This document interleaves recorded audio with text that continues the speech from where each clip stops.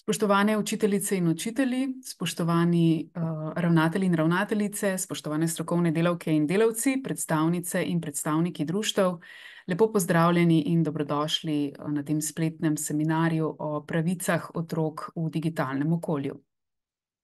Sem Urša Valentič, sodelavka SafeSea, točke osveščanja o varni rabi interneta, ki je tudi organizator tega spletnega seminarja in ga pripravljamo v okviru letošnje SafeSea kampanje Nazaj v šolo.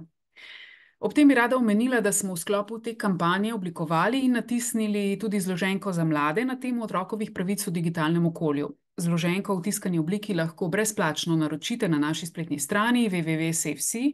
Naročite pa lahko tudi druga brezplačna gradiva, plakate, priročnike, zloženke na različne teme varne, odgovorne in zdrave rabe interneta, ki jih lahko uporabite v vaši šoli oziroma organizaciji. Vsi vemo, da digitalni svet ni bil ustvarjen za otroke, vemo pa tudi, da mladi po njem množično plujejo.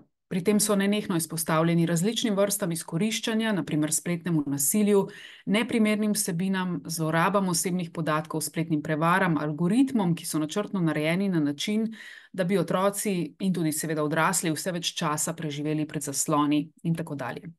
Zato je nujno, da kot družba več pozornosti posvetimo pravicam otrok na spletu. V svetu, kjer bodo digitalne veščine in varna uporaba tehnologij ključnega pomena za uspeh in dobro počutje. Zato smo danes k sodelovanju povabili raziskovalko Katjo Koren Ošljak z Fakultete za družbene vede, ki bo predstavila prispevek osnovnih in srednjih šol k medijski in digitalni pismenosti ter uresničevanju digitalnih pravic mladih. Pogled z vidika mladih pa bo predstavil varuh dijakovih pravic Simon Truševič. Med predavanjima boste lahko na povezavi pod videoposnetkom, torej spodaj v opisu posnetka na YouTubu, posredovali svoja vprašanja. Govornika pa bosta odgovarjala ob koncu posameznega predavanja. Sprejemali bomo vprašanja, ki se nanašajo na današnjo temo, torej na otrokove pravice v digitalnem okolju. Najprej pa predlagam, da prisluhnemo uvodnemu nagovoru doktorja Jožeta Ruparčiča, namestnika varuha človekovih pravic Republike Slovenije, ki je pristojen za pravice otrok. Zaradi obravnave poročila varuha v Državnem zboru se nam danes ni mogel pridružiti v živo, nam je pa poslal naslednje sporočilo. Spoštovane učiteljice in učitelji, tema, o kateri bomo danes govorili, je izjemno aktualna in pomembna. Otrokove pravice na spletu. Otroci so ena najbolj ranljivih skupin v digitalnem okolju, zato je naša naloga, da jim zagotovimo ustrezno zaščito in podporo. Z razvojem interneta in tehnologije imajo otroci danes neomejen dostop do spleta, kar jim prinaša številne prednosti, hkrati pa tudi tveganja, na katera moramo biti še posebej pozorni. Otroci imajo pravico do zaščite pred škodljivimi vsebinami in spletnimi nevarnostmi, kot so spletno nasilje, nadlegovanje, zlorabe, izsiljevanje ter celo trgovina z ljudmi. Pri tem imajo ključno vlogo starši, skrbniki, šole, pa tudi ponudniki digitalnih storitev, ki so dolžni zagotoviti varnost otrok v digitalnih okoljih. Poleg tega moramo otroke zaščititi pred neupravičenim posegom v njihovo zasebnost. Podatki otrok, kot so osebni podatki, fotografije in lokacije, morajo biti ustrezno varovani. Posebno pozornost moramo nameniti tudi njihovemu zbiranju, hrambi in obdelavi njihovih podatkov. Tukaj morajo veljati strožji standardi. Pomembna pravica otrok je tudi svoboda izražanja, kar vključuje tudi njihovo pravico do izražanja na spletu. Seveda pa mora biti ta pravica uravnotežena z varnostjo otrok, da se preprečijo morebitna tveganja. Internet nudi otrokom ogromno priložnosti za izobraževanje, dostop do informacij in uporabo spletnih učnih platform, kar neposredno prispeva k njihovemu osebnemu in izobraževalnemu razvoju. Vendar pa, kot vemo, na spletu prežijo tudi resne nevarnosti. Med njimi so spletno nadlegovanje, spolno izkoriščanje in druge oblike izkoriščanja otrok, vključno s trgovino z ljudmi. Zato je ključno, da imamo učinkovito zakonodajo in mehanizme, ki zagotavljajo zaščito pred takšnimi grožnjami. Vendar zaščita ne zajema zgolj postavljanja zakonov. Odrasli imamo odgovornost otroke izobraževati o varnih spletnih praksah in jasno postaviti pravila glede uporabe interneta. Digitalna pismenost je postala ključna kompetenca sodobnega časa. Pomembno je, da otrokom pomagamo razviti veščine in znanja, ki jim omogočajo varno in odgovorno uporabo spleta. Kot učitelji imate pomembno vlogo pri vzpodbujanju njihovega kritičnega mišljenja in razumevanja nevarnosti, ki jih prinaša digitalno okolje. Poleg tega imamo odgovornost za zaščito otrok na spletu tudi v vlogi staršev in skrbnikov. Pomembno je, da spremljamo uporabo spleta svojih otrok, hkrati pa spoštujemo njihovo pravico do zasebnosti in avtonomije, še posebej, ko odraščajo. Pomembno je vzpostaviti zaupanje med odraslimi in otroki, saj bodo le tako otroci zaupali tudi, če na spletu naletijo na nekatere od že omenjenih težav ali tudi drugo. Ključnega pomena je odprta in iskrena komunikacija z otroki. Otroci pogosto ne poročajo o spletnih težavah zaradi strahu pred kaznijo ali omejitvami. Naloga nas kot odraslih je, da ustvarimo okolje, kjer se bodo otroci počutili varne in podprte. Prav tako moramo biti odgovorni vzor. Otroci pogosto posnemajo obnašanje odraslih, zato moramo tudi sami paziti na svojo uporabo tehnologij in interneta. Na državni ravni obstaja obveza sprejemanja zakonodaje, ki ščiti otroke na spletu. Zakonodaja, kot je Splošna uredba o varstvu podatkov v Evropski uniji, vsebuje posebne določbe, namenjene zaščiti osebnih podatkov otrok. Prav tako so ključne mednarodne konvencije, kot je Konvencija Združenih narodov o otrokovih pravicah, ki postavlja temelje za zaščito otrokovih pravic v vseh okoljih, tudi na spletu.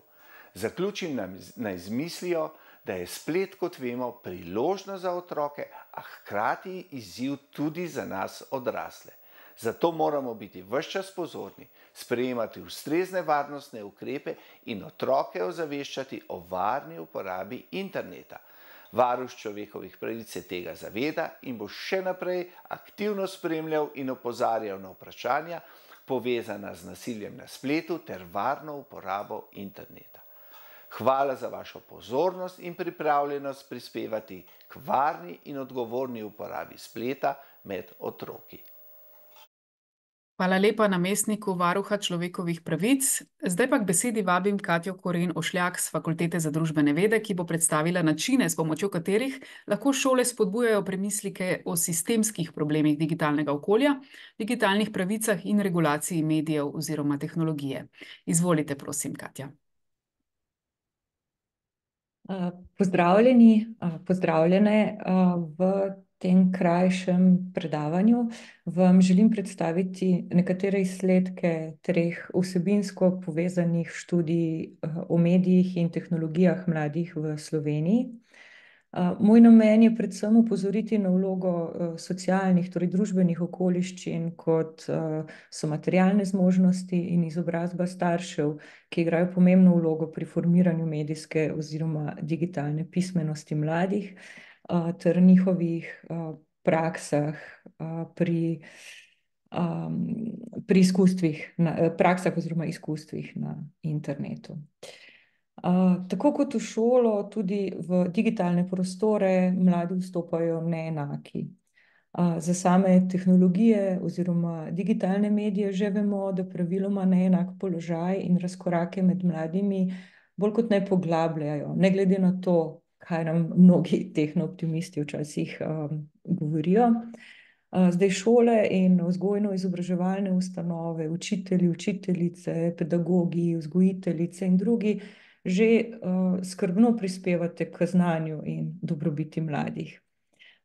Zato tudi prosim, da mojega predavanja ne jemljete kot kritiko, morebitno kritiko vaših prizadevanj, ampak bolj kot kritično spodbudo k temu, da bi mogoče na izzive mladih v digitalni družbi lahko pogledali še z druge plati.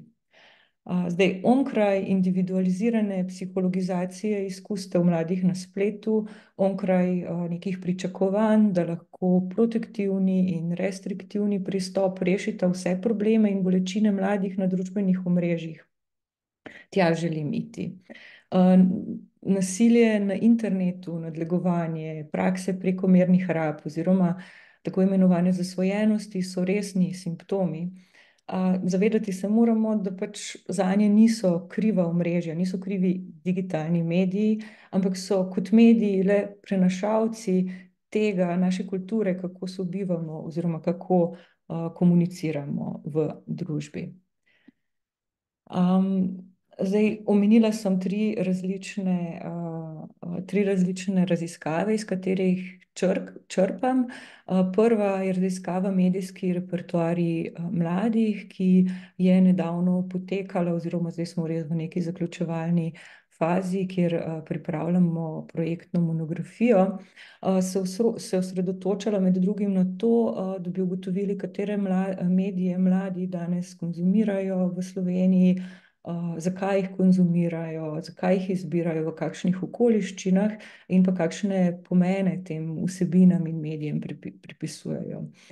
Poleg tega pa tudi, kako je v vsakdan mladostnikov integriran oziroma prepleten z digitalnimi napravami, z mediji, ne? In kakšne so izkušnje mladih z digitalnimi mediji v šolskih okoljih. To so recimo neke stvari, ki so najbolj relevantne za ta današnji dogodek. Kot rečeno, tukaj so prišli v poštev osnovnošolci in srednješolci, torej osnovnošolci tretje triade in pa srednješolci, s katerimi smo izvajali poglobljene intervjuje in pa tudi pridobivali strukturirane anketne podatke. Zdaj, druga študija, iz katere črpam, je v bistvu moja doktorska raziskava, ki še ni dokončana, jo pa zaključujem, in sicer skozi to delo želim osvetliti predvsem te socialne dejavnike formiranja digitalne oziroma medijske pismenosti mladih, pri čemer, kar se podatkovja tiče, je večino podatkov bilo pridobljenih v sklopu prej omenjenega projekta. Tretja raziskava, na katero se naslanjam, pa je raziskava o digitalni zrelosti mladih, ki smo jo začeli izvajati lani. Tukaj pa gremo malenkost, zamaknemo to starostno lestvico na 16 do 24 let, torej zanimajo nas dijaki, študentje, pa tudi brezposelni oziroma zaposleni mladi, torej tisti, ki so že na nek način odrasli oziroma so že izstopili ali pa so trenutno izven sistema izobraževanja. Pri njih pa sprašujemo o tem, kakšne so njihove digitalne in pa družbene potrebe nasploh, in pa tudi o tem, kaj so neke prakse izobraževanja na tem področju, s katerimi so se doslej srečali. Zdaj, digitalni mediji so pač pomemben del vsakdana mladih, ne samo mladih, tudi nas starejših, torej vsakdana odraslih.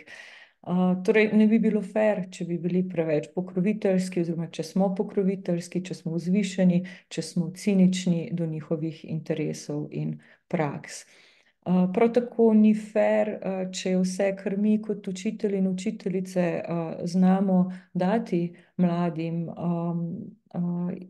je pač neke vrste prenašanje medijske panike, ne? Če vse, kar slišijo od nas, če je vse vezano bolj ali manj na spoznavanje veščin uporabe, ohranjanje zasebnosti in varnosti ter prepoznavanju lažnih novic, ne? Na tak način jim sicer odpremo, pač, kaj ne rečem, jim damo neko znanje, ne? Ampak hkrati jim kažemo neko naše negativno stališče do teh okolij oziroma do teh medij, ki so zanje zelo pomembni, torej ne samo zanje, tudi za vse nas. V ozadju vidite na primer dva citata iz kvalitativne študije, tiste prve omenjene medijski repertoarji mladih, ki smo leta 2021 smo jih intervjuvali in zbirali te podatke. Zdaj, ena od uporabljenih metod v tej študiji, s katerimi smo raziskovali ozadja, na katerih mladi posvajajo in uporabljajo digitalne medije, so tudi skice osebnih medijskih omrežij. In s takimi skicami smo zajeli njihove medijske preference na 5 področjih. Zanimalo nas je, kateri mediji so zanje najpomembnejši nasploh, to je prva kategorija, kot drugo, kateri so najpomembnejši mediji in tehnologije za šolo, za učenje, kateri so za druženje, kateri so za sprostitev in zabavo, ter kot 5 za učenje tistega, kar njih zanima, za dokazovanje, za raziskovanje in ustvarjanje. Zdaj, tukaj so sumirani rezultati za 3 od prej omenjenih 5 razsežnosti osebnih medijskih preferenc osnovnošolcev in dijakov. Torej, moder graf kaže, kateri so najpomembnejši mediji zanje nasploh, torej govorimo o letu 2021, kjer vidimo pač Snapchat kot neko posebno aplikacijo izpostavljeno, potem telefon kot nek, kaj naj rečem, integriran multimedij v digitalnem kontekstu, pa potem Instagram, če omenim samo prve 3. Pri roza grafu gre za najpomembnejše medije za druženje, torej spet takrat v tisti starostni kohorti Snapchat, ki mu sledi zelo blizu Instagram, torej za druženje, pa potem Viber in tako naprej. In kot tretji, kateri so mediji, s katerimi se informirajo o svetu.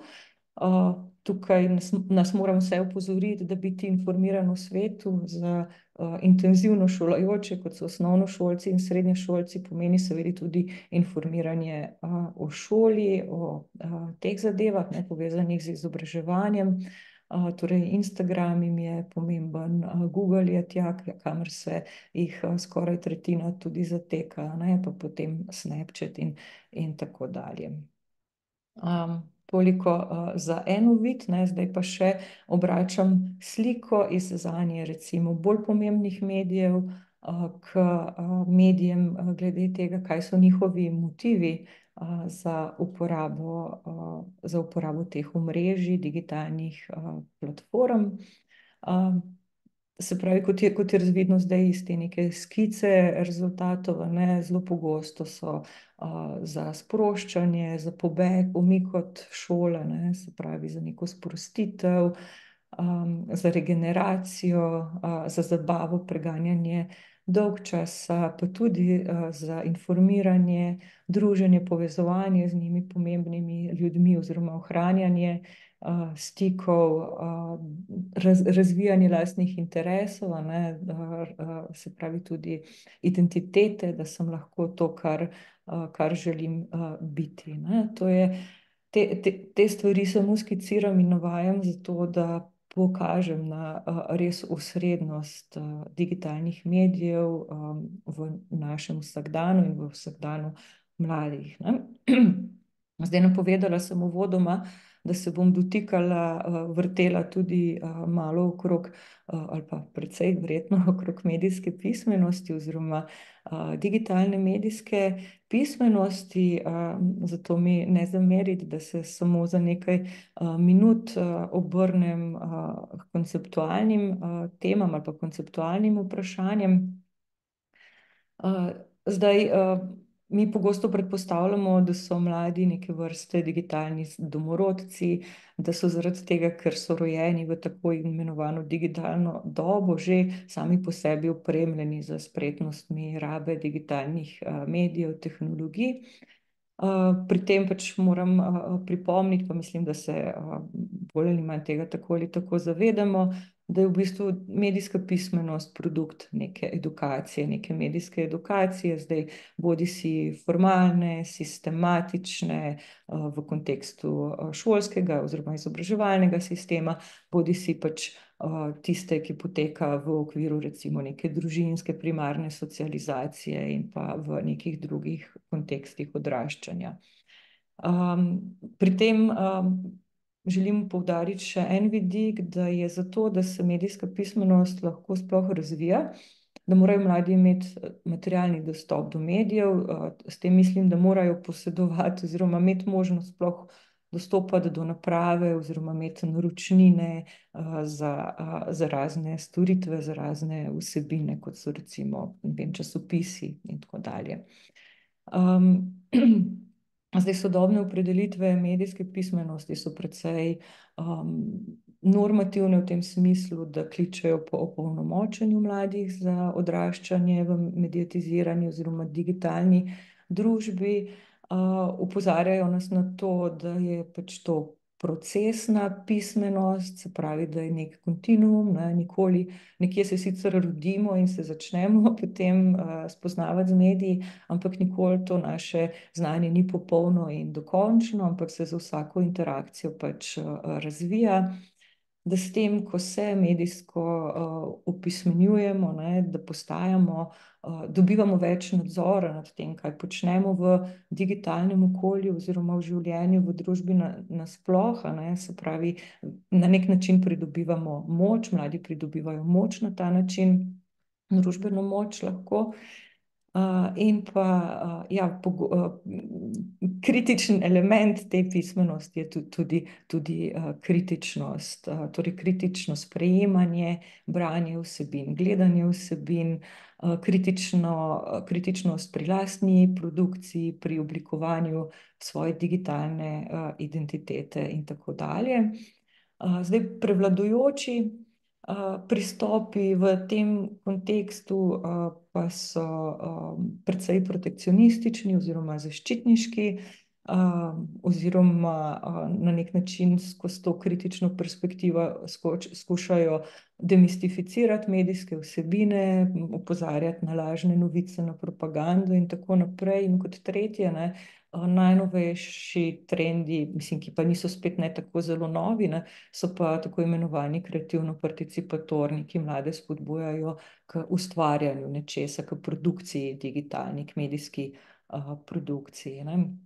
In zdaj to se da strniti na neke medijsko edukacijo, kako poteka, se da strniti recimo na neke 4 glavne dimenzije. Ena je pač ta dostopnost, torej materialni dostop, se pravi, da sploh imajo na voljo medije, da imajo internetno povezavo, kognitivni dostop, kamor se štejejo recimo take uporabniške veščine, kako se nekaj uporablja, neki bolj tehnični, tehnološki, ti osnovni uporabniški vidiki digitalnih medijev.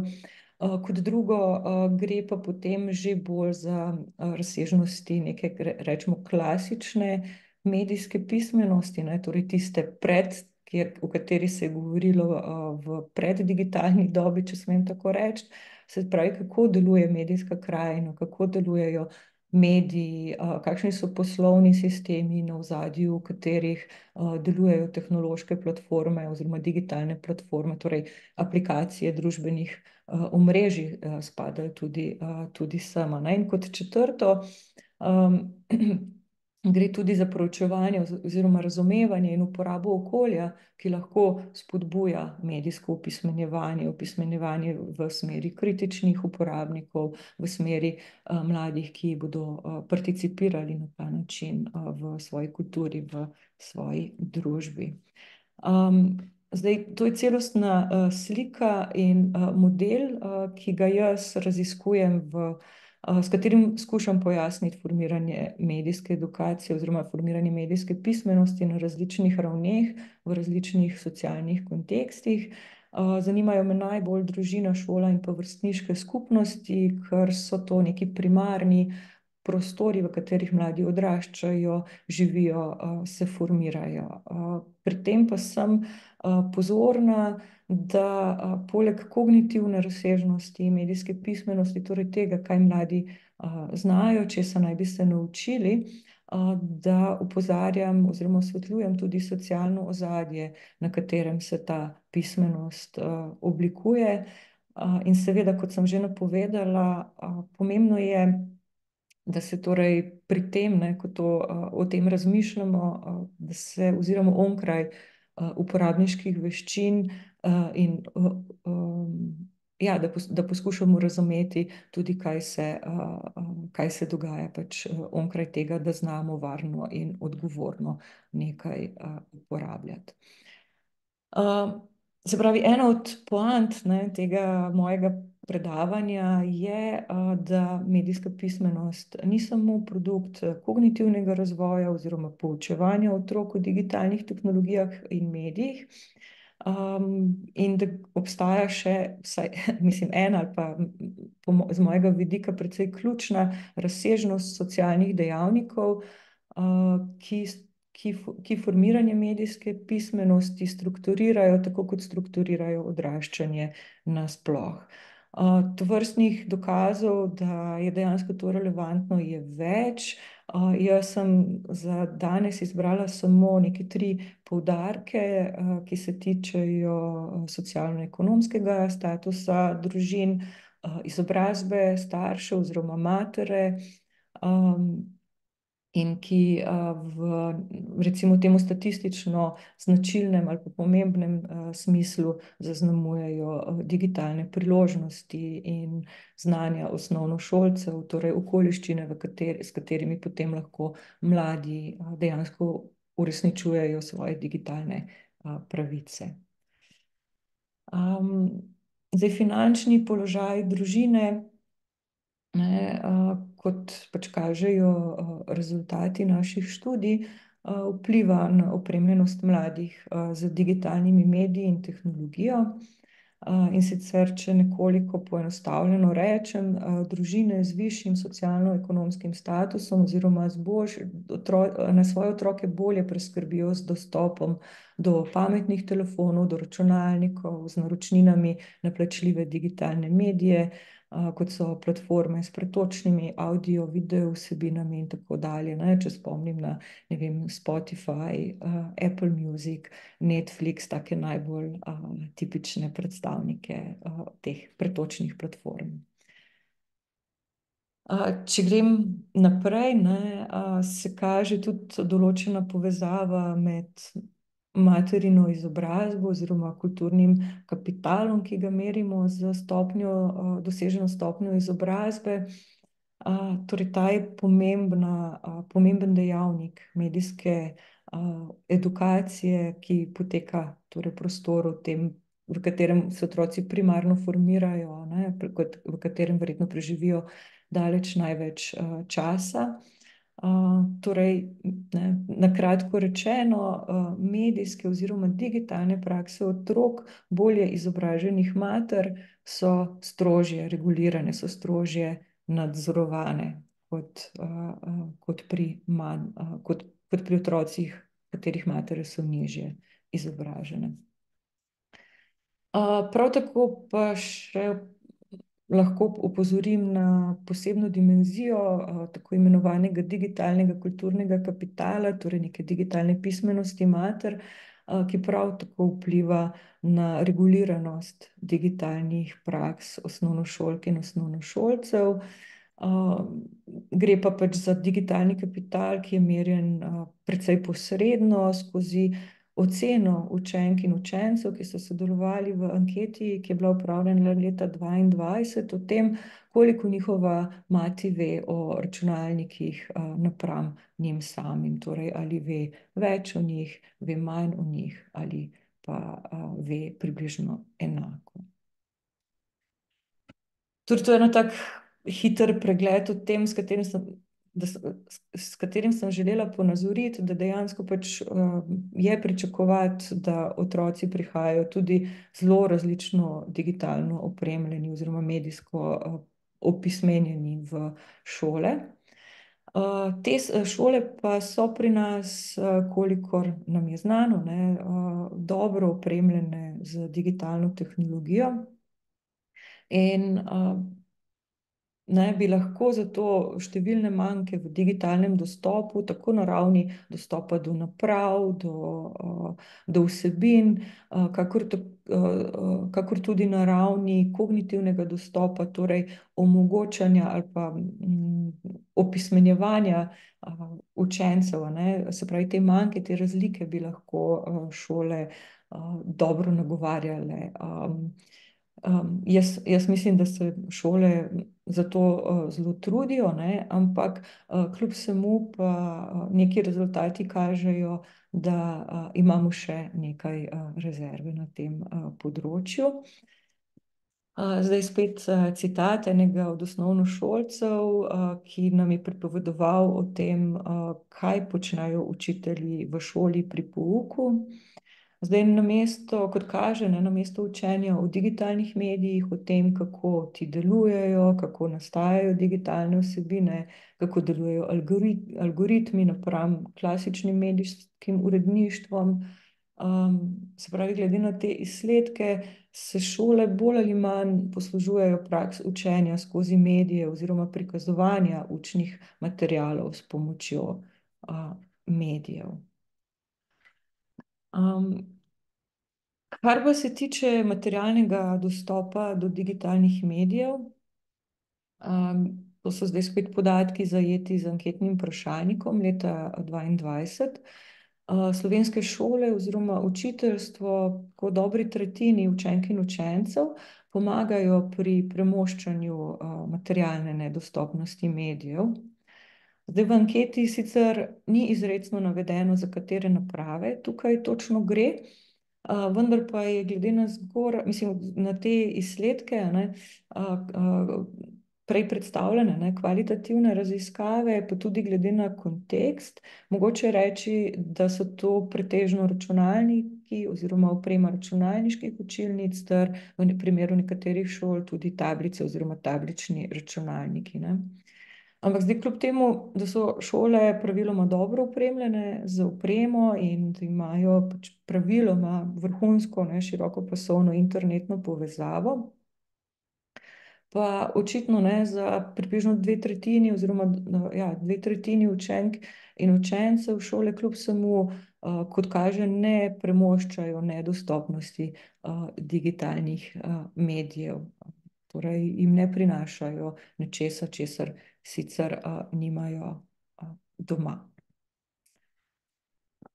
Kar se pa tiče regulacije medijskih praks, torej kakšno vedenje recimo je zaželeno v povezavi z mediji ali pa v kontekstu digitalnih prostorov, rezultati ankete kažejo, da tukaj smo jih razbili po spolu, ker sem vas želela opozoriti tudi na ta vidik, tudi na ta socialni dejavnik, da dekleta v osnovni šoli slišijo več opozoril glede nevarnosti, ki nanje prežijo na internetu v primerjavi s svojimi sošolci, medtem pa ko fantje na drugi strani, v primerjavi z dekleti, prejemajo več spodbud k uporabi digitalnih medijev oziroma tehnologij. To je zdaj slika za osnovno šolo. In če se na tej sliki pogledamo še graf za srednješolce, tudi dijakinje, prav tako kot njihove mlajše vrstnice v osnovnih šolah, torej tudi dijakinje slišijo več opozoril v primerjavi s sošolci, medtem ko fantje v srednji šoli prav tako prejemajo več spodbud k uporabi tehnologij. Zdaj na podlagi kvalitativne študije in pa tudi teh kvantitativnih rezultatov, ki sem jih zdaj zelo selektivno, se zavedam, in samo delno predstavila, bi lahko rekli, da so te neke šolske neposredne spodbude za razvoj digitalne medijske pismenosti bolj kot ne zaščitniške, se pravi, bolj kot ne skrbijo za varnost in v manjši meri recimo promovirajo, se pravi, neke drugačne, inovativne, zahtevnejše, naprednejše oblike udejstvovanj v digitalnem prostoru. Zdaj v nasprotju s praksami učiteljev pa vsaj tako je sklepati po tem, kar so nam povedali osnovnošolci in dijaki, so učne prakse mladih pri torej samostojno neko delo za šolo, za šolske naloge, so na nek način naprednejše, pa tudi zelo kritično uporabljene, če pogledamo ta dva citata. Eden govori o tem, da je lahko telefon moteč, drug pa v bistvu, kako je v bistvu priročen. Skratka, so tu pač številni premisleki mladih o tem, kaj in kdaj vključevati oziroma česa ne vključevati, kdaj se čemu izogibati. Pa če sem doslej govorila o osnovnošolski populaciji, torej od 7. do 9. razreda, pa srednješolski, lahko sedaj omenim še nekaj res prvih, to so res preliminarni rezultati raziskave, ker smo letos pred poletjem bili šele na terenu, smo upravljali fokusne skupine, torej v kontekstu projekta o digitalni zrelosti med mladimi v starostni skupini 16 do 24 let. Torej, glede na te pogovore z njimi, kaže, da mnogi menijo, da ima mlajša generacija, torej, da imajo sami prednost pri uporabi digitalnih tehnologij, ker so pač z njimi odraščali in razvili veščine iskanja rešitev za težave v digitalnem okolju. Opažajo, da naj bi bile starejše generacije aktivne uporabnice digitalnih tehnologij, vendar pa, da težje kot oni sami, težje kot mladi, dohajajo hitre spremembe oziroma imajo težave s prilagajanjem na digitalizacijo. Zdaj, če majčkeno pomislimo, je to neka mantra, ki smo jo skozi deležni, sploh v nekem splošnem diskurzu v medijih. Zelo hitro pristanemo na to, da mladi znajo, mi pa ne vemo, da so oni neke vrste eksperti na tem področju. Zdaj, konsens, glede na pač te prve rezultate, je, da mlajše generacije torej lažje sledijo digitalnemu napredku in da se to pač izraža v njihovi pripravljenosti in tudi sposobnostih za uporabo novih tehnologij. Kot eno ključnih in tudi zaključnih misli pa želim izpostaviti še ugotovitev, da je tudi na področju medijske edukacije očitno, da prijemi individualistične kulture zelo močno zaznamujejo odnos mladih do medijskih spretnosti, do njihovih digitalnih veščin. Mnogi pač pravijo, menijo, da so zelo odgovorni in samostojni pri uporabi spletnih platform in aplikacij, da lahko sami izbirajo, s katero vsebino se bodo ukvarjali, kaj bodo videli na spletu, kaj bodo delili. In ja, v kontekstu tega, ko smo jih spraševali, kdo zdaj določa pravila, od česa je odvisno, kaj oni lahko počnejo na internetu, so rekli, da so podjetja, torej ponudniki, oblikovalci spletnih platform tisti, ki določajo pravila glede ustreznih digitalnih rab. Vendar pa ob tem tudi pravijo, sočasno nekako, ali pa v večji meri celo, da se morajo uporabniki zavedati in sprejeti posledice uporabe teh platform. Torej, pač, če si tam zunaj, se ti lahko nekaj zgodi in to pač lahko pričakuješ. Sklepati bi bilo mogoče, da šole, oziroma ne bom rekla zdaj šole, ne želim zdaj šole kazati, kot da delajo kaj narobe, ampak mi, kot vsi učitelji, ki vstopamo v to polje, da prispevamo na nek način k temu individualiziranemu razumevanju odgovornosti za dobrobit posameznikov in posameznic na spletu. Saj glede na odgovore, to pa v bistvu velja za vse 3 raziskave, ki sem jih omenjala, da mladim predvsem ponujamo izobraževanja o varni uporabi interneta, zlasti glede deljenja občutljivih osebnih vsebin, kar je super, se pravi, eno področje imamo očitno pokrito, druga pa nam mogoče šepajo. Zato bi na splošno lahko rekli, da mladi predvsem poudarjajo, da je njihova osebna presoja pomembna, ko grejo na splet, da je njihova samoregulacija pomembna pri urejanju njihove, kaj ne rečem, spletne uspešnosti, varnosti, Hkrati pa tudi menijo, da morajo ponudniki platform vzpostavljati ustrezne zaščitne ukrepe in politike, ne. To je zdaj pač na podlagi teh prvih rezultatov, te prve naše kvalitativne faze, ne. Zdaj v zaključku, ne, preden čisto končam, želim opozoriti še, da mi, ne, strokovnjaki, učitelji, drugi, ne, mogoče prevečkrat prevzemamo logiko digitalnih kapitalistov, da je vsak od nas, vsaka od nas na internetu odgovorna sama zase, da morajo otroci sami paziti oziroma starši paziti, kaj počnejo otroci na internetu, kaj objavljajo, da morajo sami biti odgovorni, da jim ne ukradejo podatkov, identitete, denarja, da niso žrtve nasilja. Namesto tega oziroma ob tem, ne, ker ta del je tudi pomemben, ne, bi morali biti mi kot učitelji veliko bolj ambiciozni, medije, tako tradicionalne in pa seveda nujno tudi digitalne, bi morali znati predstavljati kot kulturni fenomen, ne le kot orodje, ne le kot tehnologijo. S tem bi jih lahko naučili, kako delujejo digitalne platforme, ne samo v tehničnem smislu, ki je tudi pomemben, ampak tudi v sistemskem, v političnem, v ekonomskem smislu.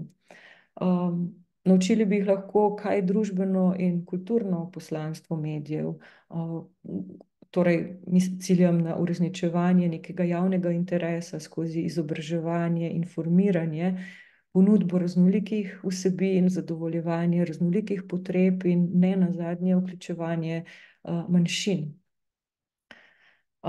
Opozorili bi jih lahko, ali pa mislim, da jih moramo, na razliko med javnimi pa komercialnimi medijskimi modeli, ne, pri čemer je seveda jasno, digitalne platforme absolutno vse padejo pod komercialne medijske modele in so kot take, za razliko od klasičnih komercialnih medijev, še veliko manj regulirane, kar se tiče vsebin, ne. So recimo razmeroma dobro regulirane na področju varstva osebnih podatkov, ne, veliko manj pa na nekih drugih področjih, kar se tiče odgovornosti družbene. Mislim tudi, da bi veljalo, da bi mi morali mlade opozarjati na razlike med urednikovanimi medijskimi vsebinami, torej, ne, v kontekstu mislim to urednikovanje nekih klasičnih, tradicionalnih medijskih uredništev in na drugi strani med algoritmično oblikovanimi nizi, neskončnimi nizi na digitalnih platformah. O tem, da imajo digitalne platforme svoje poslovne modele, da je njihov glavni namen uresničevanje teh poslovnih modelov, ne pa na primer zares informiranje ali pa dobro počutje uporabnikov. Skratka, ne, presegajmo te neke izključno protekcionistične modele medijskega oziroma digitalnega opismenjevanja, ki pač so močno prisotni ne samo v šolah, ampak tudi v družbi nasploh, ker ti pač ne morejo zares uresničevati v celoti pravic mladih v digitalnem okolju. Ta način, torej protekcionizem, pa utrjuje tudi poenostavljeno in napačno razumevanje medijev kot krivcev za težave mladih, ki se pogosto pri njihovih medijskih praksah pokažejo kot simptom. Mediji, v katerih mi vsi pač zelo pogosto radi vidimo krivce, potem izgledajo kot priročna rešitev, ne, če bomo izklopili mlade od medijev, če bomo jih zelo dobro regulirali, ne, potem bomo to težavo umaknili iz enačbe.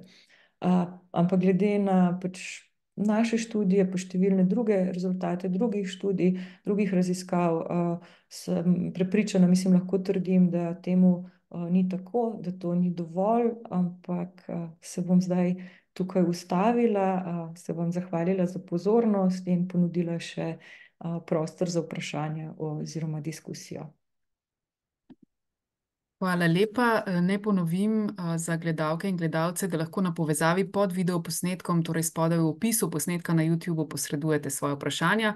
Sprejemamo pa tista vprašanja, ki se nanašajo na današnjo temo, torej na otrokove pravice v digitalnem okolju. Nekaj se jih je že nabralo. Najprej morda vprašanje iz naslovnice predavanja. Torej, ali je dostop do interneta res otrokova pravica, po vašem mnenju?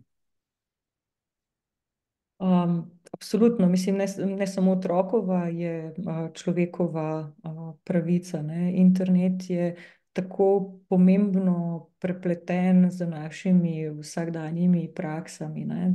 Internet je prostor, na katerem se informiramo, na katerem se družimo, na katerem se igramo. Mimogrede, glede na Konvencijo Združenih narodov o otrokovih pravicah, mislim, da iz leta 2022, če se ne motim, je bila zadnja o otrokovih pravicah v digitalnem okolju sprejeta, je tudi igra v digitalnem prostoru oziroma igra na internetu ena izmed otrokovih pravic.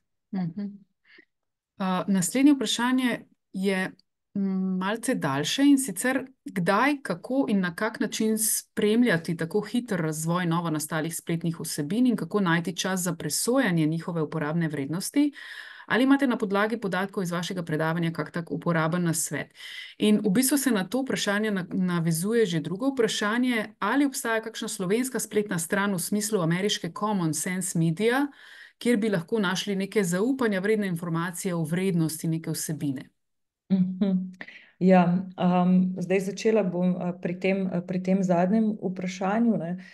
Za Slovenijo v tem smislu pač vem, da nekateri mediji poskušajo pač preverjati novice, imajo različne projekte o verodostojnosti, kredibilnosti vsebin medijskih, ne. Vem, da nekaj takega počne, kako se že imenuje, vem, da nekaj ima na to temo STA, nekaj ima na to temo še en, zdaj se pa ne morem, Oštro, mislim, da medij Oštro. Ampak ja, mislim, težko je iti se to bitko, težko je ugotavljati zdaj, kaj je verodostojnega na internetu, a ne, ampak sploh, če smo posamezniki, a ne, ampak ravno, ne, pač ta neka celostna medijska pismenost, ne, razumevanje tega, kako ne samo v tehničnem smislu, ampak kako v ekonomskem, v družbenem, političnem smislu delujejo medijski sistemi, pa pri medijskih sistemih ne mislim samo pač torej klasičnih medijev, ampak tudi, ne, sistem digitalnih platform, digitalnih velikanov. Več, ko razumemo tudi v neki recimo politični ekonomiji tega, ne, lažje bomo se zanašali ali pa presojali vsebine na internetu, ne. Lažje se bomo odločali, kaj je zdaj tisto, kar je preverjeno. Se tudi naslednje vprašanje je povezano s tem, torej kako oziroma kaj naj učitelji svetujejo staršem učencev v povezavi z današnjo tematiko? Torej ta nek kritični pogled, pri vzgajanju tega kritičnega pogleda, a ne, na medije in na vsebine, verjetno. Ja, mislim, to je mogoče deloma zdaj ravno to, kar sem jaz s tem predavanjem želela odpreti, a ne. Zdaj, ne, mi vsi iščemo neke nasvete, kaj reči staršem, kaj reči učiteljem, kaj reči otrokom, kaj početi, kar je seveda pomembno in relevantno, ne, pač torej neki nasveti glede odgovorne, varne rabe na internetu, ne, tako kot ga tudi pač recimo na Sejfu širite, so pač zelo dobrodošli in nujni, ne, in pomembni. Ampak ja, pač ukvarjati se z medijsko pismenostjo, kolikorkoli je to neatraktivno v sodobnem kontekstu, kjer se vsi v bistvu fokusiramo na te tehnološke diskurze, ne,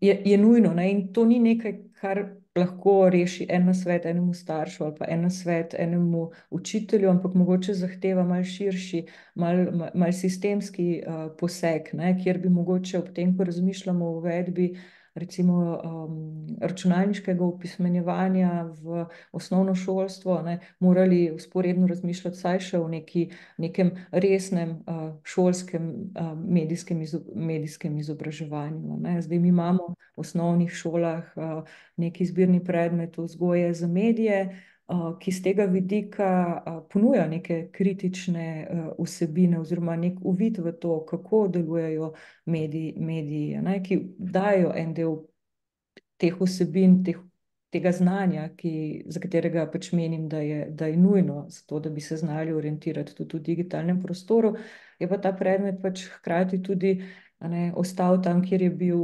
zasnovan, torej mislim, da na začetku 2000-ih, in v tem smislu pač bi veljalo premišljati, kako ga po eni strani digitalno nadgraditi, če se tako poenostavljeno izrazim, in pa kako ga v bistvu približati širši populaciji mladih. Mislim, da ste s tem ravno odgovorili že tudi na naslednje vprašanje, ki je v bistvu bolj komentar. Torej, ne pomaga, da so šole opremljene s tehnologijo, saj ni obveznih predmetov informatike, živimo v 21. stoletju, učni načrti pri mnogih predmetih so zastareli, preobremenjeni. Namesto da bi odpravili izbirne predmete in uvedli tiste, ki jih res potrebujemo, več etike in informatike. Torej, se kaj premika v tej smeri? Jaz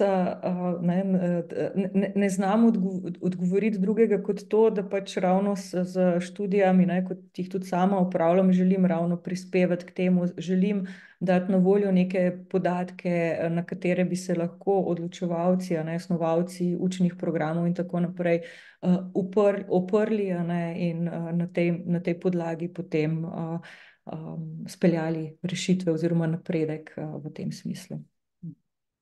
Hvala lepa, Katji Ošljak in vsem, ki ste prispevali vprašanja.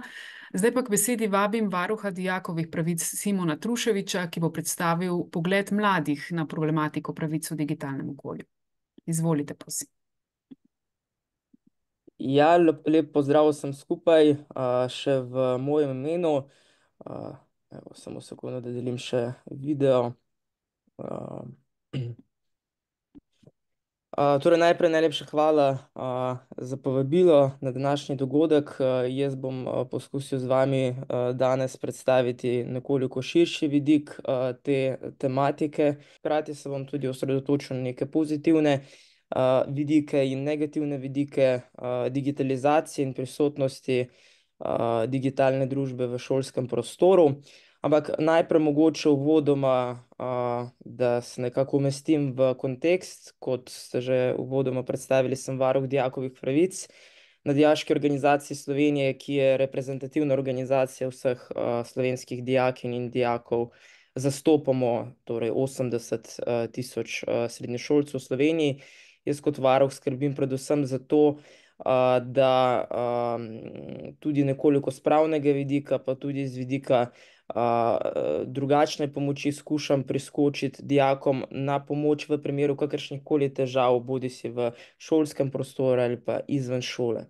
In opazili smo, kar se vidi tako v količini nekih prijav oziroma obračanju name kot varuha, da so določene težave nedvomno povezane tako z digitalizacijo, kot tudi s poslabšanjem mentalnega oziroma duševnega zdravja v povezavi s tem.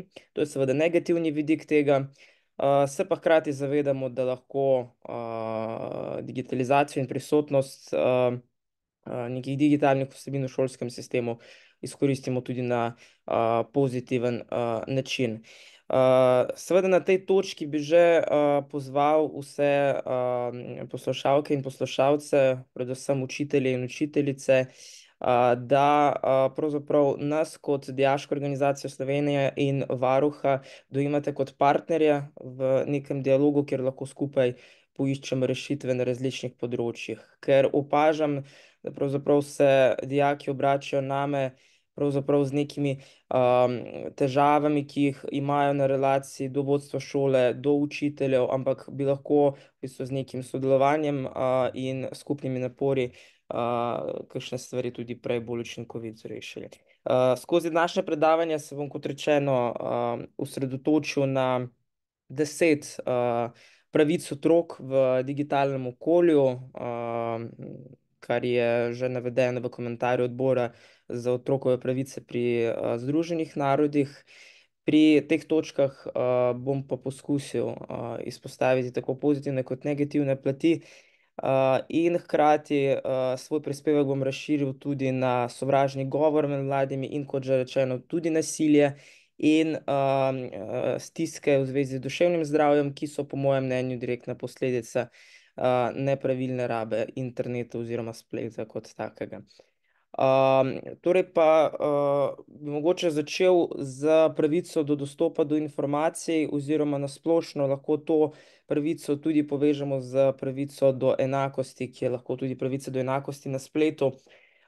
Kot verjetno veste, država, torej Slovenija pa tudi Evropska unija, izvaja ogromno različnih strategij, ki spodbujajo srednje šole k temu, da svoj pouk čim bolj digitalizirajo, hkrati pa prenašajo čim več učnih vsebin v digitalno okolje. Že tukaj pa lahko naletimo na en resnejši problem, ki se je še posebej izkazal v času COVID krize, ko smo ugotovili, da veliko družin nima zadostnih kapacitet tako z vidika opreme kot tudi prostorskih kapacitet za izvajanje na primer pouka na daljavo, kaj šele, da ne govorim o dostopu do nekih učnih vsebin na spletu, ki niso nujno brezplačne. Tako da že na tem področju je pomembno izpostaviti, da šola, tako kot je tudi moja predhodnica poudarjala, da mora šola zagotoviti znotraj svojega okolja čim več možnosti za otroke iz šibkejših družin, da se pravi, si lahko priskrbijo bodisi računalnik, bodisi lahko dobijo brezplačen dostop v okviru licenc. Vem, da to določene šole že izvajajo, hkrati pa je situacija od šole do šole še vedno zelo različna. In na ta način pravzaprav zmanjšamo te razlike izven šolskega prostora, zato da dejansko imajo vsi učenci, dijaki enakovredne, enake možnosti tekom izobraževalnega procesa. Ker če ne zagotovimo že tega na začetku, potem seveda ne moremo pričakovati niti primerljivih učnih rezultatov.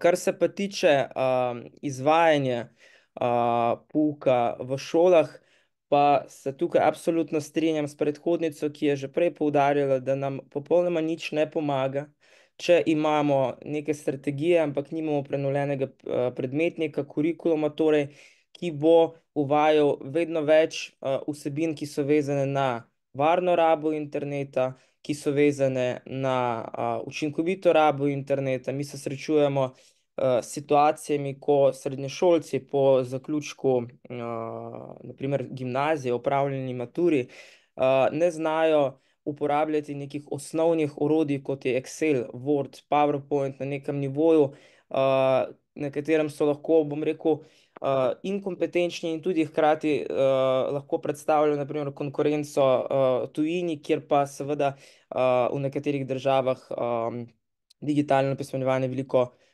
bolje spodbujajo. Pri nas v šolah, kot rečeno, razen informatike v prvem letniku, v gimnazijah pa nekaterih dodatnih vsebin, ki jih nekatere šole izvajajo, na primer v okviru OIV ur, pa nekega resnejšega pristopa ni. Tukaj se moramo zavedati, da pri tej starostni skupini, torej od 15 do 19 let ali pa potem v osnovnih šolah še pri mlajših generacijah, ukolikor ne bomo določenih vsebin zastavili kot obvezne vsebine, bo seveda precejšen delež dijakov in učencev odpadel in se ne bo udeleževal takšnih ali drugačnih predavanj, ker žal niso vsi zainteresirani oziroma niso vsi sposobni v tej starosti doumeti, kako pomembno je, da varno pristopimo k rabi interneta, da se kaj naučimo, kako pravilno uporabljati kakšno spletno orodje in tako naprej. Ob tem bi še poudaril umetno inteligenco, ki je prav tako, bom rekel, po mnenju tako celotne organizacije, kot tudi po mojem osebnem mnenju, prednost in ne nujno slabost, če jo pravilno uporabljamo. Spet, torej, če imamo enake možnosti za uporabo in če jo pravilno uporabljamo. Sem pa zasledil, mogoče je to vseeno subjektivno mnenje, ampak sem zasledil na podlagi nekih posamičnih izjav učiteljev, kot rečeno, to ni analiza nekega vzorca večjega, ampak na podlagi posamičnih izjav in skozi komunikacijo z dijaki, da so šole izjemno zadržane do umetne inteligence. Naj pa povem, lahko to nekako predstavim tudi v tej luči, da kot recimo študent pravne fakultete Univerze v Ljubljani vidim, da številne odvetniške pisarne oziroma skoraj da vse odvetniške pisarne uporabljajo na primer ChatGPT za boljšo pripravo pravnih listin in tako naprej. Torej to je izziv in ne problem, in če naučimo otroke pravilno uporabljati, na primer umetno inteligenco, jaz lahko tukaj povem, no, da je to korak k boljšemu razumevanju stvari in hkrati tudi bolj premišljeni uporabi interneta.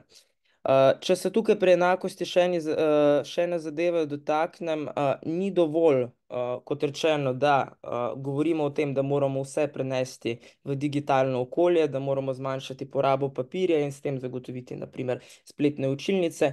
V spletnih učilnicah so določene vsebine, ki so vezane na izvajanje pouka, hkrati pa na primer opažamo to tudi na kakšnih fakultetah, pa tudi v srednjih šolah, da je še vedno ogromno vsebin takšnih, ki so plačljive.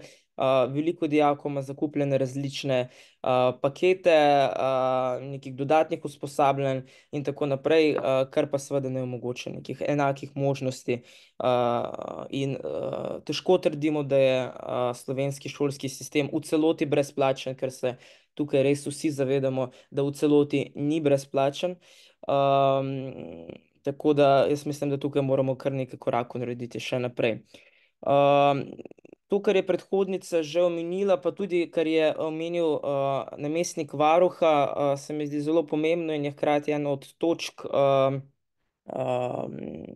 se pravi komentarje, ki ga je Odbor za otrokove pravice tudi pripravil, in sicer pravica do lastnega mnenja in svobode izražanja. Mi se moramo z neko digitalno realnostjo soočiti. To pomeni, da moramo otroke že od nekako malega naučiti nekega zaupanja in graditi odnos med starši in otroki na način, da lahko izmenjujemo informacije, da lahko starš pove nekaj na sproščen, dostopen način, da to otrok poskuša razumeti, se pravi, da je tukaj ta most zaupanja vzpostavljen, ampak hkrati, kot bilo že prej izpostavljeno, nikakor se ne sme posegati prekomerno v zasebnost otroka. Časi so se spremenili, pred 20 leti so se odnosi gradili v živo, sedaj pa žal, po mojem mnenju žal, ogromno odnosov se gradi prijateljskih in tudi drugačnih, najprej vsaj na začetku preko spleta, in to moramo vzeti kot neko dejstvo, neko spremembo, ki se je zgodila v dobi digitalizacije, in seveda z nekim razumevanjem mora starejša generacija do tega pristopiti. Mogoče mora tudi sama kakšne te vsebine vzeti za svoje, v smislu, da se tudi sama lahko mogoče malo bolj poistoveti z to digitalizacijo, da jo lahko tudi lažje razume in lahko svojim otrokom, na primer starši ali pa tudi učitelji v šolskem prostoru, tudi lažje svetujejo. Na tej točki bi se dotaknil razrednega pouka.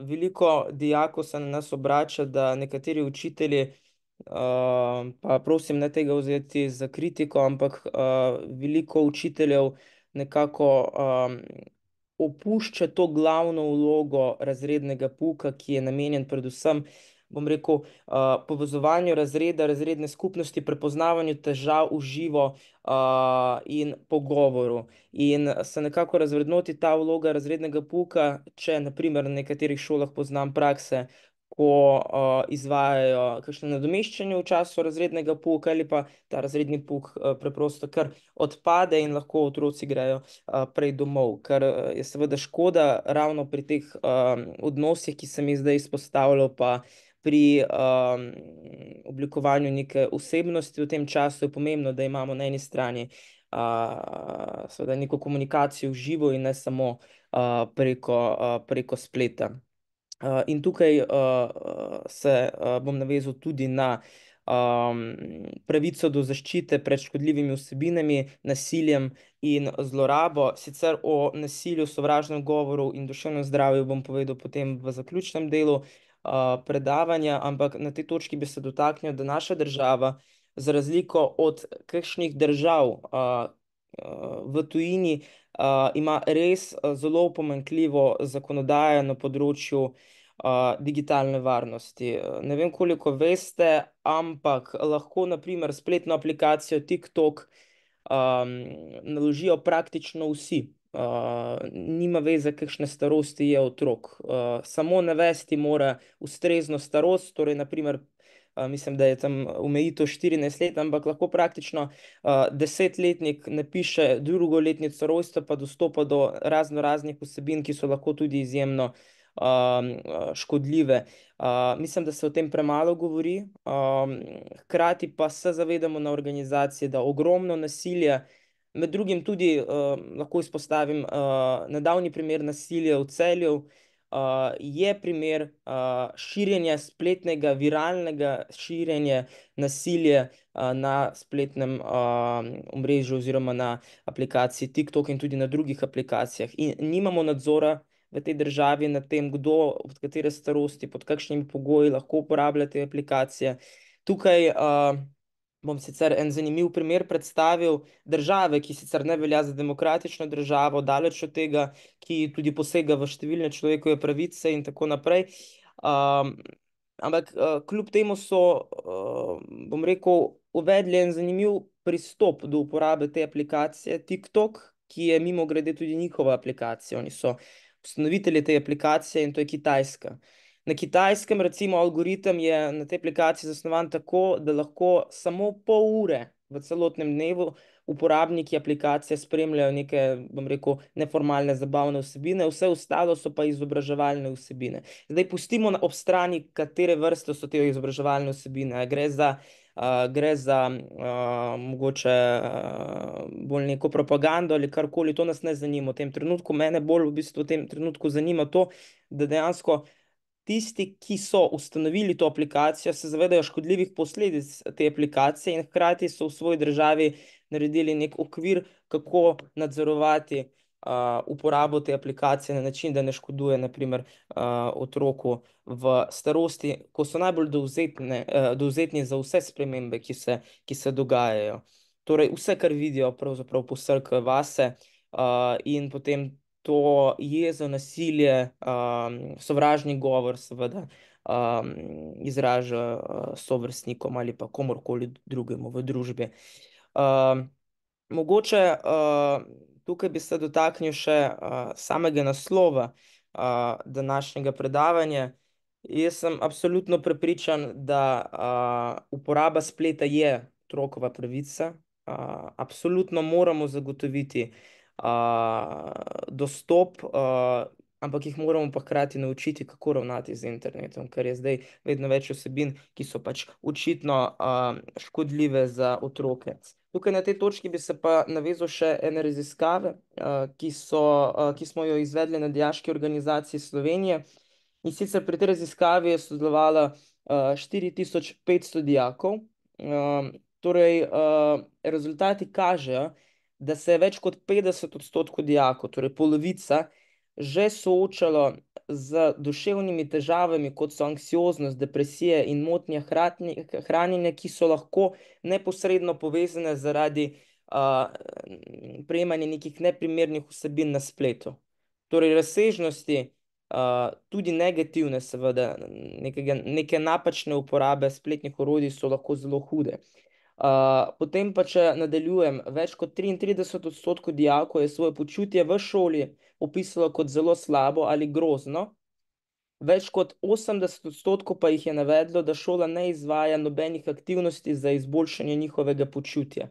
Zdaj, ravno zato sem želel poudariti pomen razrednega pouka. Vemo, da primanjkuje socialnih delavcev v šoli, ki nekako lahko opravijo neke individualne pogovore.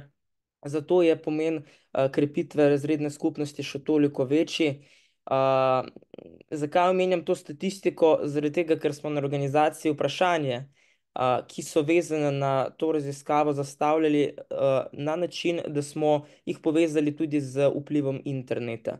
Tako da vsi skupaj se lahko vsekakor zamislimo, kakšne posledice pravzaprav pušča prekomerna uporaba nekih digitalnih orodij in pomanjkanje komunikacije v živo. Potem pri tem seveda smo mi predlagali kar nekaj konkretnih rešitev, poleg že tistega, kar sem prej izpostavil. In sicer predlagamo na organizaciji, pa tudi sam kot varuh se zavzemam za čim več različnih izobraževanj za strokovni kader na šolah. Torej, to niso samo učitelji, to je administrativni kader tudi, to so vodstva šol, socialni delavci in tako naprej, ki bi jih lahko dodatno izobraževali na področju digitalnega opismenjevanja v smislu predajanja nekih informacij o varni rabi interneta, o uporabi interneta, o tem, naprimer, kako se lahko umetna inteligenca uporablja na način, da je njena uporaba učinkovita in da je izdelek potem dobro narejen. Namreč tudi mi na Dijaški organizaciji Slovenije se poslužujemo uporabe umetne inteligence, ampak ob tem vedno uporabljam, da mora biti izdelek na koncu pristen naš, umetna inteligenca je pa zgolj v pomoč, in ta koncept moramo seveda tudi predajati naprej.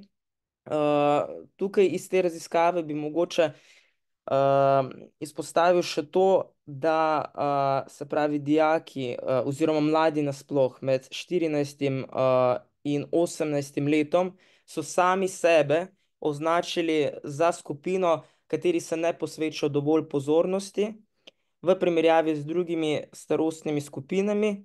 In prav tako so v tej raziskavi izpostavili mladi, da jih skrbi dejstvo, da se slovenski šolski sistem ne spreminja tako dolgo. Ravno zaradi tega se zmanjšuje zanimanje za šolo med dijaki, ker pravzaprav ne najdejo tistih vsebin, ki so na daljši rok, bom rekel, ne samo uporabne, ampak so tudi aktualne v današnjem svetu. Torej od vsega tega, kar sem že prej izpostavil, do naprimer tudi finančnega opismenjevanja, ki bi ga lahko naprimer v šolski sistem uvedli. In na ta način se izboljša tudi počutje dijakov v šoli in vse to lahko povežemo tudi z predajanjem teh informacij, ne samo v živo, ampak tudi na digitalen primeren način. Prav tako mogoče ni toliko tema današnjega predavanja, ampak kljub vsemu bi poudaril pomen sistematskih pregledov. Mi smo v kontaktu z srednjimi šolami, Ministrstvo za zdravje v zvezi s tem, da je nujno potrebno vzpostaviti preventivne sistematske preglede duševnega zdravja v 1. in 3. letniku. Ravno zaradi vseh teh problemov, ki smo jih omenjali, ob porastu nasilja, sovražnega govora in vseh neprimernih vsebin na spletu, zaenkrat nimajo posluha strani odločevalcev, ampak si pa želimo in tudi upamo na podporo vas, se pravi zaposlenih v šolstvu, da nam tukaj stopite, bom rekel, ob strani in da se skupaj, ker vi tudi se najbolj zavedate situacije v razredu, v prvi vrsti vidite, kaj se dogaja v razredih, da pravzaprav tudi vi poudarjate, kako pomembno je, da v luči tega ne zanemarjamo duševnega zdravja. Lahko vam tudi sam predstavim, da to leto mandata v primerjavi z prejšnjimi leti in v primerjavi s tem, kar so mi povedali moji predhodniki, dobivam krat 10 različnih mailov, ki so povezani z izjemno hudimi problemi, ki nastajajo v šoli in izven nje, in seveda to lahko pripišemo številnim, bom rekel, napačnim strategijam, ki jih vodi pravzaprav politika v zadnjem času na področju šolstva. Učitelji pa, kot rečeno, vsaj po mojem mnenju in tudi po mnenju organizacije, imajo neko mero avtonomije, ampak je ta mera avtonomije seveda omejena na nek kurikulum, ki je in ki se mora izvesti, zato seveda bom rekel, nekega prostora za večje spremembe brez sistemskih sprememb na državni ravni ne moremo pričakovati. Lahko pa vsak izmed nas naredi v bistvu nek manjši korak k temu, da situacijo izboljšamo. Za konec bi mogoče izpostavil še to, da ni vse, res ni vse na učiteljih. Prva enota, prva celica življenjska, ki se pri vsakem otroku oblikuje, je seveda družina, kjer je potrebno največ delovati. In ravno ker smo pri temi digitalizacije in uporabe spleta, porast je v zadnjem času v primeru, ko pravzaprav starši, bom rekel, kar direktno dajo otroku telefon, da se ukvarja sam s sabo, potem pa starši delajo vse ostalo drugo, kot pa to, da posvetijo svoj prosti čas otroku, da mu kaj pametnega svetujejo, povejo kakšno izkušnjo, in da ni otrok prepuščen vsem tem vsebinam, ki jih vidi na različnih družbenih omrežjih in jih preprosto v tej starosti še ne zna ustrezno doumeti. Šola je pa seveda sekundarni faktor.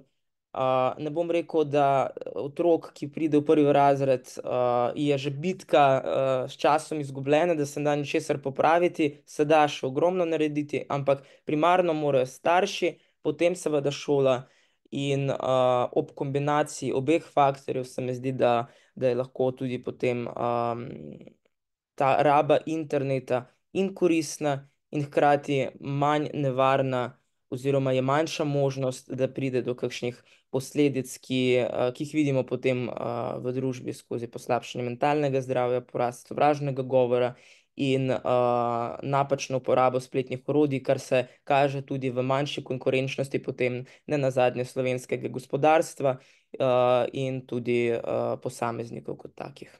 Na tej točki bi zaključil in vesel bom tudi vseh vprašanj, tako v zvezi z delom varuha dijakovih pravic, kot tudi v zvezi z mojo predstavitvijo. Hvala lepa za pozornost. Hvala lepa. Jaz bi med tem samo opozorila na evalvacijsko anketo. Zdaj z vami delim tole QR kodo, ki jo lahko poskenirate in pridete do povezave, ali pa tudi spodaj v povezavi pod videoposnetkom najdete, torej v opisu najdete to povezavo do evalvacijske ankete. Seveda, da bomo lahko svoje vsebine še izboljšali, si želimo slišati tudi vaše mnenje o naših dogodkih. Zdaj pa so spet na vrsti vprašanja in tudi tokrat smo jih nekaj že zbrali. In sicer, kako kot varuh dijakovih pravic gledate na vprašanje prepovedi telefonov v šolah? Vemo, da so se v nekaterih evropskih državah že odločili za to, da denimo na Nizozemskem, in razprave potekajo tudi v Nemčiji, Belgiji, Franciji in Italiji. Ja, najlepša hvala za vprašanje. Preden odgovorim na to vprašanje, vam lahko povem, da smo se mi na Dijaški organizaciji Slovenije še takrat, ko sem bil predsednik te organizacije, zavzemali za to, da tisti dijaki, ki želijo delati in sodelovati pri pouku in delati zapiske na računalnik, da se jim to omogoči. Večina šol tega ne omogoča. Na fakultetah je to možno, potem seveda posledično je tudi manjša obremenitev, kar se tiče nahrbtnikov in tako naprej. Žal tega bom rekel, še nismo uspeli premakniti, se mi pa zdi to smiselno. Kar se tiče uporabe telefonov, je pa tako, da na splošno naša organizacija ni zagovornik kakršnih koli prepovedi. Mi smo zagovornik iskanja dialoga in pogovora z dijaki. Torej, boljši način se mi zdi, da se z razredom na začetku ure pogovori, da se postavi neke okvirje, na kakšen način se pouk odvija, torej da med poukom se ne uporablja telefon za nešolske potrebe, kot pa da se uvaja neka striktna pravila. Poznam ene šole, kjer pred vsako začeto uro morajo dijaki odložiti telefon v neko škatlo, kjer potem ti telefoni ležijo in potem po končani uri lahko to vzamejo nazaj. Meni se zdi, da je to predvsem nazadnjaško. Mislim, da s tem ne spodbujamo dialoga in zaupanja med učitelji in dijaki oziroma osnovnošolci. Verjetno poznate tudi primere v podjetjih, ko morajo zaposleni svoje telefone osebno odložiti nekam na stran, v nek nabiralnik. In verjetno tudi se lahko strinjate, da to ni spodbujanje neke dobre klime v podjetju. Podobno se mi zdi, da je v šolah. Potrebno je dijake, bom rekel, obravnavati kot odrasle, zrele osebe in prej z njimi kakšno tako stvar skomunicirati, opozoriti.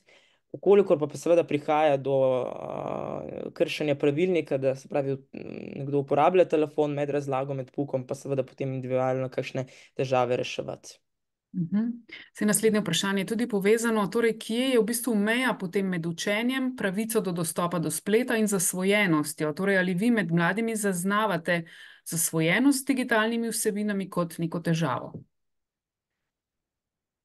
Jaz bi rekel, da je seveda ta meja zelo tanka, ne? Ampak moramo ločiti uporabo spleta za službene oziroma šolske potrebe, kar pa ne smatram kot zasvojenost, ker pravzaprav je to neka realnost, da ogromno dela sedaj moramo opravljati preko računalnika na kateremkoli področju.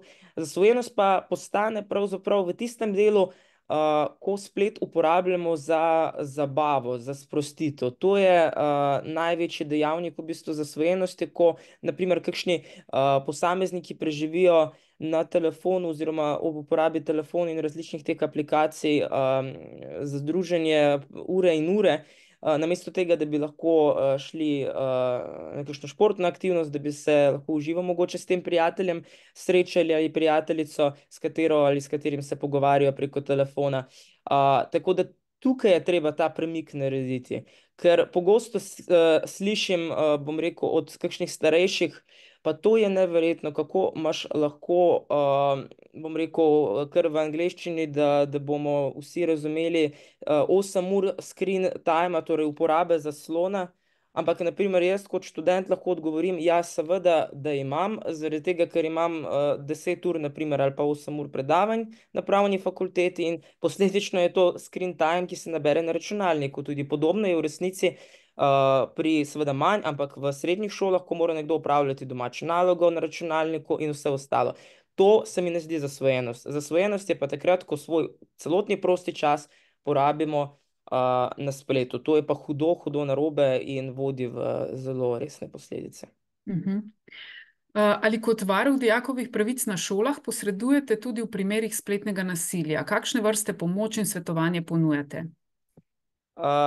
Torej, ja, posredujemo. Mi, kot rečeno, imamo kar nekaj v bistvu najprej predpostavk za posredovanje v nekem določenem sporu. Te predpostavke so podobne predpostavkam oziroma pogojem, ki jih uporablja tudi Urad varuha človekovih pravic. Torej, mi v konkretnih primerih posredujemo tako, da moramo najprej točno vedeti, kdo je prijavitelj kateregakoli spora oziroma neke zadeve. Torej, ta oseba se name obrne z imenom in priimkom, jaz moram vedeti točno, za kateri primer gre, mi mora posredovati ta oseba neke točne podatke. Potem pa, če želi ostati anonimna, lahko ostane anonimna, ampak ne more pa biti anonimne prijave. Anonimnih prijav mi načeloma razen redkih izjem ne obravnavamo. Potem, vi ste omenili, se pravi, zdaj spletno nasilje. Najprej skušamo, se pravi, stopiti v kontakt s šolo, najprej z vodstvom, učitelji, strokovnim kadrom na šoli, če je prišlo do tega spletnega nasilja, na primer na šoli. Če ni prišlo na šoli, pa seveda moja naloga v tem primeru je, da se pravi, prijavitelja preusmerim hitro in z nekim neformalnim svetovanjem do pristojnih služb, kjer lahko to kršitev prijavi. ampak kot rečeno, glavna naloga je pa to, da nudim brezplačno pomoč, svetovanje, ki je dostopno pravzaprav vsak dan v tednu, in to svetovanje je tako, da ni nujno zasnovano na zelo uraden način, ampak na način, da lahko v bistvu oseba, ki je v stiski, dejansko čuti neko olajšanje, in skupaj poskušamo priti do rešitve, in če je potrebno tudi zagotoviti anonimnost, to zagotovimo tej osebi. Ker, kot rečeno, pa bom to izpostavil tudi zdaj tukaj, vem, da me posluša veliko učiteljev, kar je tudi prav, da povem. Pogosto nastajajo težave tudi na relaciji dijak-učitelj in se name obračajo dijaki z željo, da ostanejo anonimni, da potem učitelj ne ve, kdo je pravzaprav eno zadevo določeno, na primer prijavijo, ne, če je problem na relaciji učitelj-dijak. Ni to spet najbolj pogosto, ampak se dogaja, ravno zaradi tega, ker se nekateri dijaki bojijo, da bo potem ta učitelj ali učiteljica imel nekorekten odnos, kar, kot rečeno, je bolj izjema kot pravilo, ampak vseeno pač tukaj skušamo upoštevati željo dijaka in raziskati to zadevo. Ko pa to raziščemo, ponavadi z vodstvom šole, pa v večini primerov sploh ne gre za kršitev oziroma sploh ne gre za tako resno situacijo, kot jo nekateri predstavljajo na začetku. Še eno vprašanje imamo tudi iz vidika učiteljev. Torej, na kakšen način bi učitelji lahko spodbudili varno in odgovorno vedenje dijakov na spletu? Kaj bi pri mladih resnično delovalo?